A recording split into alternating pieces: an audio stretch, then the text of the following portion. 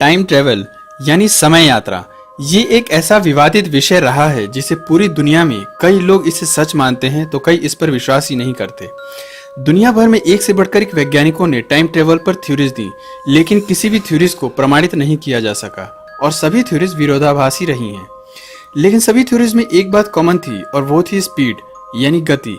इसका ये मतलब है कि पास्ट या फ्यूचर में जाने के लिए जो भी मेथड हो उसमें गति लाइट की स्पीड के बराबर होनी चाहिए।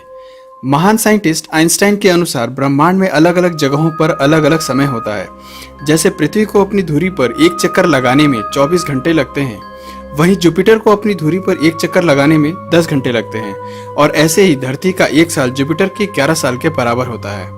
आइंस्टाइन के थ्योरी ऑफ रिलेटिविटी में कहा गया है कि अगर आप किसी ट्रेन में 100 किलोमीटर पर आवर की स्पीड से ट्रेवल कर रहे हो और आपके पैरेलल एक और ट्रेन 100 किलोमीटर पर आवर की स्पीड से ट्रेवल कर रही है तो आपको उस ट्रेन की स्पीड 0 किलोमीटर पर आवर लगेगी। और वहीं अगर आपके विपरीत कोई ट्रेन 100 किलोमीटर पर आवर की स्पीड से चली आ रही है तो आपको उसकी गति 100 × 2 यानी कि 200 किलोमीटर प्रति घंटे लगेगी। लेकिन लाइट की स्पीड में ऐसा नहीं होता है।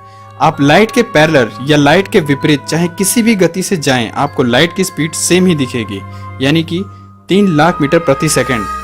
आइंस्टाइन के अनुसार अगर दो जुड़वा भाइयों की जिनकी उम्र 30 वर्ष है, एक को धरती पर छोड़ दिया जाए और दूसरे भाई को लाइट की स्पीड से अंतरिक्ष में 50 साल के लिए भेज दिया जाए, तो जब अंतरिक्ष वाला बच्चा 50 साल बाद धरती पर वापस लौट कर आएगा तो धरती पर रह रहे बच्चे की उम्र 80 वर्ष हो जाएगी, जबकि अंतरिक्ष वाले बच्चे की उम्र सिर्फ 30 वर्ष ही रहेगी, क्योंकि लाइट की स्पीड में टाइम एग्जिस्ट नहीं करता है और इसे हम ट्विन पैराडॉक्स कहते हैं। हिंदू पौराणिक कथाओं में भी समय यात्रा को बताया गया है। महाभारत में राजा रेवत ब्रह्मा से मिलने ब्रह्मलोक जाते हैं और जब वह धरती पर लौटकर वापस आते हैं तो यहाँ धरती पर 4 युग बीत चुके थे।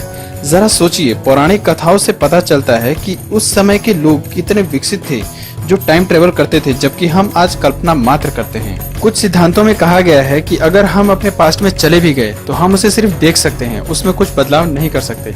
क्योंकि अगर मान लें कोई बच्चा अपने पास्ट में चला जाए और अपने दादाजी की हत्या अपने पिता के जन्म से पहले ही कर दे, तो सोचिए वो बच्चा फ्यूचर में कैसे आया। इस तर्क को हम ग्रैंडफादर पैराडॉक्स कहते हैं।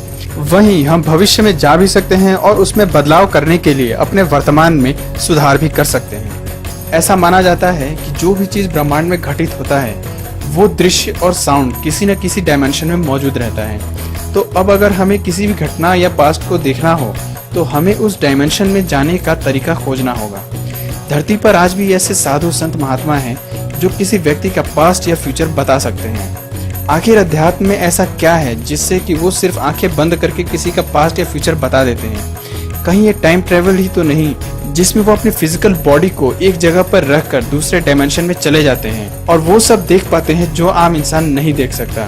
क्या विज्ञान और अध्यात्म को मिलाकर टाइम ट्रेवल की गुत्थी को सुलझाया जा सकता है? आपको क्या लगता है? अपने विचार कमेंट करके जरूर बताएं। अगर ये वीडियो आपको पसंद आया तो लाइक, सब्सक्राइब और शेयर करना ना भूलें। Thanks for watching. Bye bye.